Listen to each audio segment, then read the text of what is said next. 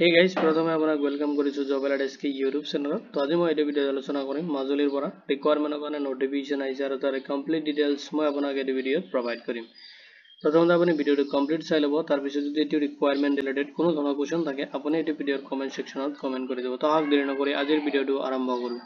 প্ৰথমতে আপুনি যিকোনো ব্ৰাউজাৰ এটা ওপেন কৰি লব আৰু তাতে যদি আপুনি সাৰ্চ কৰে majuli.assam.gov.in সাৰ্চ কৰিলে মাজুলীৰ যেটো ডিস্ট্ৰিক্ট অফিচিয়েলৰ যেটো অফিচিয়েল ওয়েবসাইট আছে তাতে আপুনি ভিজিট কৰিব পাৰিব। এটা সব যেটো নোটিফিকেশন আছে তাৰ ডিটেইলছ খিনি মই সিস্টেমেটিক আপোনাক প্ৰভাইড কৰিম। ডিস্ট্ৰিক্ট কমিশনাৰ মাজুলী ৰিকোয়াৰমেন্ট 2025 ৰ কাৰণে আইছে নোটিফিকেশন আৰু আপুনি এপ্লাই কৰিব পাৰিব 10 গাঁও প্ৰধান ভ্যাকেন্সিৰ কাৰণে আৰু তাৰ কমপ্লিট ডিটেইলছ মই আপোনাক এই ভিডিওত সিস্টেমেটিক প্ৰভাইড কৰিম। এটা সব অৰ্গানাইজেশন ডিস্ট্ৰিক্ট কমিশনাৰ মাজুলী পৰা আইছে ৰিকোয়াৰমেন্ট খিনি টোটাল আপোনাৰ পোষ্ট আছে 10 আপুনি এপ্লাই কৰিব পাৰিব। জব টাইপটো আপোনাৰ আসাম গভৰ্নমেন্ট জব হ'ব আৰু আপোনাৰ এপ্লাই যেটো মোড হয় আপুনি অফলাইনত কৰিব লাগিব। কেনেকৈ আপুনি অফলাইন এপ্লাই কৰিব এইখিনি প্ৰসেস মই আপোনাক এই ভিডিওতে প্ৰভাইড কৰিম। পোষ্ট নেম দি আছে গাঁও প্ৰধানৰ কাৰণে আছে ৰিকোয়াৰমেন্ট খিনি টোটাল আপোনাৰ নাম্বাৰ অফ পোষ্ট আছে 10 মাজুলী ৰেভিনিউ এনুজনী মাজুলীৰ কাৰণে হ'ব ৰিকোয়াৰমেন্ট খিনি যত আপোনাৰ পে স্কেলটো মানে স্যালাৰি আপুনি ৰিসিভ কৰিব 9000 পাৰ মান্থ। লগতে সব এপ্লাই কৰোতে আপুনি কিছুমান ক্ৰাইটেৰিয়া ফলো কৰিব লাগিব। এজ লিমিটটো বিচাৰিছে যদি আপোনাৰ মিনিমাম 30 ইয়াৰ্স আছে তেতিয়ালে আপুনি পোষ্ট কিনি কাৰণে এপ্লাই কৰিব পাৰিব আৰু ম্যাক্সিমাম 65 ইয়াৰ্স লৈকে আপুনি এপ্লাই কৰিব পাৰিব আৰু এজটো আপুনি ক্যালকুলেশন কৰিব লাগিব 17 জুন 2025 ৰ ডেট লৈকে কাৰণ 17 জুন 2025 লৈকে আপোনাৰ এপ্লিকেশনটো আপুনি লাষ্ট সাবমিট কৰিব পাৰিব আৰু লাষ্ট ডেট হিচাপত আপুনি আপোনাৰ এপ্লিকেশনৰ যেটো এজ লিমিট হয় এটো ক্যালকুলেশন কৰিব লাগিব। নেক্সট এলিজিবিলিটি ক্ৰাইটেৰিয়া বিচাৰিছে নেশনালিটি তো আপুনি ইন্ডিয়ান সিটিজেন হ'ব লাগিব লগতে আপুনি পার্মানেন্ট ৰেসিডেন্ট হ'ব লাগিব যেটো এৰিয়াৰ পৰা আপুনি এপ্লাই কৰিব হেটো এৰিয়াৰ লগতে সব প্ৰপাৰ্টি বিচাৰিছে আপুনি যেটো এৰিয়াত গাঁও প্ৰধান হিচাপত আপুনি থাকিব তাতে আপোনাৰ নিজা ল্যান্ড থাকিব লাগিব মানে মাটি থাকিব লাগিব আৰু তাতে ভ্যালিড ডকুমেন্টছ কিনে আপুনি তাতে শো কৰাব লাগিব। নেক্সট সব চিলড্ৰেনৰ ক্ৰাইটেৰিয়া বিচাৰিছে আপোনাৰ মিনিমাম 2 চিলড্ৰেনতকে বেছি হ'ব নোৱাৰিব। তো আপোনাৰ যদি দুটা চিলড্ৰেন আছে তেতিয়াহলে আপুনি এপ্লাইৰ কাৰণে এলিজিবল হ'ব। নেক্সট সব গভৰ্নমেন্ট এমপ্লয়ি যদি আপুনি কোনো ধৰণৰ গভৰ্নমেন্ট এমপ্লয়ি হয় তেতিয়াহলে আপুনি পোষ্টৰ কাৰণে এলিজিবল নহব আৰু আপুনি এপ্লাই কৰিব নোৱাৰিব। পলিটিক্যাল পাৰ্টি যদি আপুনি কোনো ধৰণৰ পলিটিক্যাল পাৰ্টিৰ লগত ইনভলভ হৈ আছে বা পলিটিক্যাল পাৰ্টিত জড়িত হৈ আছে তেতিয়াহলে আপুনি এইটো পোষ্টত এপ্লাই কৰিব নোৱাৰিব কাৰণ আপুনি এইটো এলিজিবল নহব। নেক্সট বিচাৰিছে চাওক এডুকেশনাল কোৱালিফিকেশন এটা এডুকেশনাল কোৱালিফিকেশন বিচাৰিছে যদি আপুনি ক্লাস 10 পাস কৰিছে তেতিয়াহলে আপুনি এলিজিবল হ'ব আৰু ক্লাস 10 টো আপুনি পাস কৰা হ'ব লাগিব যিকোনো ৰিকগনাইজ ইনষ্টিটিউশন বা বোৰ্ডৰ পৰা আপুনি কৰা হ'ব লাগিব তেতিয়াহলে আপুনি পোষ্টখিনিত এলিজিবল হ'ব।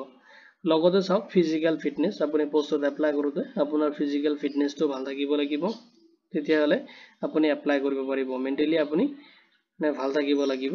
নেক্সট আপোনাৰ ইনসলভেন্সি যদি আপোনাৰ কোনো ধৰণৰ গভৰ্নমেন্ট ডিউজ আপোনাৰ যদি কোনো ধৰণৰ পেন্ডিং আছে বা বাকি আছে তেতিয়াহলে আপুনি পোষ্টৰ কাৰণে এলিজিবল নহব। যদি আছে আপুনি এটো ক্লিয়াৰ কৰিব লাগিব এন্ড আপুনি ক্লিয়াৰেন্স সাৰ্টিফিকেট তাতে শো কৰাব লাগিব। নেক্সট সব সোশিয়াল স্ট্যাটাস আপোনাৰ যেটো গাঁও প্ৰধানৰ কাৰণে আপুনি এপ্লাই কৰিব তাতে আপোনাৰ যদি সোশিয়াল স্ট্যাটাস হয় এটো কোনো ধৰণৰ ৰিমাৰ্ক থাকিব নালাগে আপুনি গুড কমিউনিকেটিভ হ'ব লাগিব এন্ড আপুনি পাৰ্সন হাই স্ট্যাটাস থাকিব লাগিব আপোনাৰ পাৰ্সনালিটিৰ ওপৰত।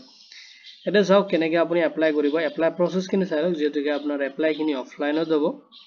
এটা চাওক যদি আপুনি ইন্টাৰেস্টেড হয় এন এলিজিবল ক্যান্ডিডেট হয় তেতিয়াহলে আপুনি অফিস অফ দা ডিস্ট্ৰিক্ট কমিশনাৰত আপুনি ভিজিট কৰিব লাগিব তাতে আপুনি এটা এপ্লিকেশন ফৰ্ম ফিল আপ কৰি দিব যত আপুনি ষ্টেণ্ডাৰ্ড ফৰ্মও ফিল আপ কৰিব পাৰিব এনএক্সআৰ 1 যেটো আপুনি জব এলাৰ্ট এসকে পৰ্টালত পাই যাব যেটো লিংক মই এই ভিডিওৰ ডেসক্ৰিপচনতো প্ৰভাইড কৰি দিম। তাতে চাওক আপুনি লৈ যাব লাগিব আপোনাৰ ভ্যালিড কিছুমান ডকুমেন্টছ লাগিব ভোটাৰ আইডি অব্লিক আধাৰ কাৰ্ড যদি আছে আপুনি তাতে ল'ব লাগিব। 2 পাসপোৰ্ট সাইজ ফটোগ্ৰাফ লাগিব আপোনাৰ colour recent passport size photo দিব আপোনাৰ পাৰ্মানেন্ট ৰেসিডেন্সিয়াল সাৰ্টিফিকেট লাগিব যদি আপোনাৰ পিআৰসি আছে আপুনি শো কৰাব পাৰে নহলে আপোনাৰ যেটো এৰিয়াৰ পৰা আপুনি এপ্লাই কৰি আছে তাতে আপোনাৰ ৰেসিডেন্সিয়াল প্ৰুফ এটা আপুনি তাতে সাবমিট কৰিব লাগিব।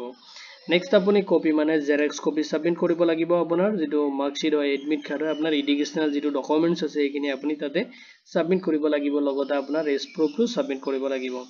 নেক্সট আউ যদি গভৰ্নমেন্ট কোনো ধৰণৰ ডিউজ আপোনাৰ বাকি আছে বা পেন্ডিং আছে এখিনি যদি আপুনি ক্লিয়াৰ কৰিছে তাৰ যেটো ক্লিয়াৰেন্স সাৰ্টিফিকেট আছে হেতু আপুনি তাতে শো কৰাব লাগিব না অ্যাটাচ কৰি দিব লাগিব।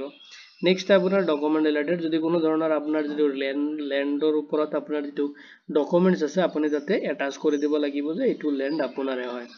নেক্সট আপুনি এটা ইভিডিবিট দিব লাগিব যে আপোনাৰ দুটাতকে বেছি চিলড্ৰেন নাই বুলি আপুনি তাতে এটা ইভিডিবিট বনাই কিনে তাতে অ্যাটাচ কৰি দিব লাগিব না আপুনি ভিজিট কৰিব লাগিব office of the district commissioner Majuli তাতে যাই কিনে আপুনি সাবমিট কৰিব লাগিব। এটা চাওক ইম্পৰ্টেণ্ট লিংকখিনি মই এই ভিডিঅ'ৰ ডেছক্ৰিপশ্যনত প্ৰভাইড কৰি দিম যদি আপুনি অফিচিয়েল ৱেবছাইটৰ লিংকটো পাব লগতে আপুনি অফিচিয়েল নটিফিকেশ্যনটো তাৰ পৰা ডাউনলোড কৰিব পাৰিব আপুনি অফিচিয়েল নটিফিকেশ্যন ডাউনলোড ইয়াৰ তলত লিংকটোত ক্লিক কৰি কিনে আপুনি ডাউনলোড কৰিব আৰু এপ্লাই কৰাৰ আগতে আপুনি এবাৰ চেক কৰি কিনে আপুনি আপোনাৰ এপ্লিকেশ্যনটো সাবমিট কৰিব যদি এইটো ৰিকুৱাৰমেণ্ট ৰিলেটেড কোনো ধৰণৰ কোৱেশ্চন থাকে আপুনি এইটো ভিডিঅ'ৰ কমেণ্ট সেকশ্যনত কমেণ্ট কৰি দিব ভিডিঅ'টো চোৱাৰ বাবে ধন্যবাদ দি কিনে মই আজিৰ ভিডিঅ' ইমানতে সামৰিছোঁ